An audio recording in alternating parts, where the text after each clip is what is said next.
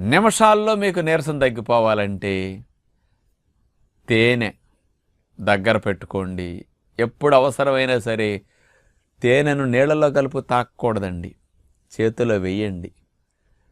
Sugar వ్యాధి లేని వారైతే 5-6 స్పూన్లు 7-8 స్పూన్లు తేనె తినేసేయండి.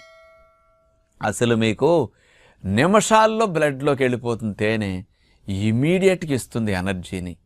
అంటే మీకు ఇది న్యాచురల్ కదా, అందుకని ఇన్ఫెక్షన్స్ రావు, థ్రోట్కి టాన్సిల్స్కి ఇబ్బంది ఉండదు, దంతాలకు రాదు, మీకు ఏ విధమైన సైడ్ ఎఫెక్ట్స్ ఉండవు. తేనె అట్లా రెడీమేడ్ ఇంధనం అన్నమాట. 100 గ్రాముల తేనెలో 317 క్యాలరీల శక్తి ఉంటుంది.